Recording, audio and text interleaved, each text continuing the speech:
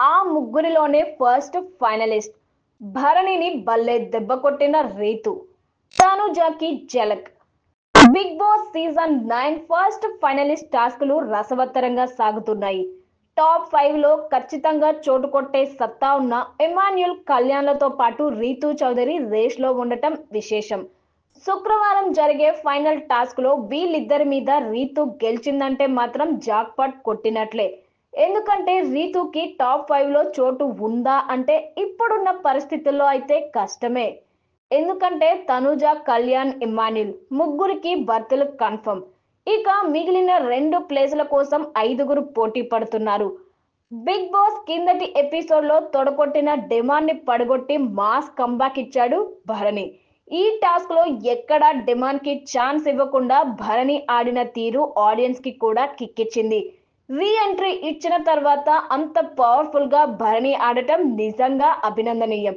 అయితే భరణి పోటీలో ఉంటే తమకి కష్టమని భావించిన ఎమాన్యుల్, కళ్యాణ్ ఇద్దరూ కలిసి రీతు చేత భరణిని ఓడించి రేస్ నుంచి తప్పించేశారు. అయితే ఇదేం వెన్నుపోటు కాదు, పక్కా స్ట్రాటజీతో బలమైన డిమాండ్ మీద గెలిచిన భరణిని రీతు చేతిలో ఓడిపోయేలా చేశారు కళ్యాణ్, ఇమ్ము. ముందుగా కళ్యాణ్, రీతు, ఇమాన్యుల్ మధ్య ఒక టాస్క్ జరిగింది. ఇందులో కావాలని రీతు చేతిలో ఓడిపోయారు కళ్యాణ్, ఇమ్ము. దీంతో రీతు భరణిని సెలెక్ట్ చేసుకొని నాకౌట్ టాస్క్ ఆడింది. అంటే ఈ టాస్క్ లో ఓడిన వారు రేస్ నుంచి తప్పుకుంటారు. ఈ నాకౌట్ కి రీతు తమని సెలెక్ట్ చేసుకోకుండా ముందే కళ్యాణ్, ఇమ్ము జాగ్రత్త పడ్డారు. దీంతో భరణి రీతుతో టాస్క్ ఆడాల్సి వచ్చింది. ఎలాంటి అంచనాలు లేకుండా డిమాండ్ మీద ఆడి గెలిచేసిన భరణి రీతుతో ఆడేందుకు మాత్రం కాస్త భయపడ్డాడు. దీనికి కారణం డిమాండ్ లాంటోడి మీద గెలిచి రీతు చేతిలో ఓడిపోతే చండాలంగా ఉంటుంది అంటూ భరణి అభిప్రాయపడ్డాడు.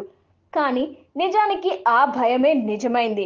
డిమాండ్ ని మట్టి కరిపించిన భరణి అతని ప్రియురాలు రీతుతో ఆడటానికి ముందే భయపడ్డాడు. డిమాండ్ ని ఓడించి రీతు చేతిలో ఓడిపోతే బాగుండదు అంటూ ముందే భయపడ్డ భరణి ఆ భయంతో పాటు టాస్క్ ని గెలవలేకపోయాడు. ఈ రింగ్ టాస్క్ లో భరణి దూకుడుగానే ఆడాడు. కానీ చివరికి పోల్స్ కి రింగ్ విసిరే ప్రాసెస్ లో రీతు విజృంభించి ఆడింది. దాంతో భరణి ఓడిపోయాడు. ఆ దెబ్బతో ఫస్ట్ ఫైనలిస్ట్ రేస్ నుంచి భరణి నిష్క్రమించక తప్పలేదు. ట్విస్ట్ ఏంటంటే ఈ రేస్ లో సంచాలకుగా ఉన్న సంజన భరణిని కాదని రీతుకి సపోర్ట్ చేసింది. కానీ ఈ రేస్ లో నుంచి తనుజని తప్పించింది భరణి అయినా తనని ఓడించింది భరణి గెలవాలని చివరి వరకు సపోర్ట్ చేసింది తనుజ. తనుజతో పాటు సుమన్ శెట్టి కూడా భరణికి సపోర్ట్ చేశాడు. మిగిలిన వాళ్ళంతా రీతు వైపే నిలబడ్డారు. సంజన కూడా సంచాలకుగా తనని తీసుకోవాలని ఇద్దరికి సమంగా సపోర్ట్ చేస్తాను అంటూ చెప్పి చివరికి రీతునే ఎక్కువ సపోర్ట్ చేసింది. రీతు సుడి తిరిగిందిగా. భరణి, రీతు మధ్య రింగ్ మాస్టర్ అనే టాస్క్ పెట్టాడు బిగ్ బాస్.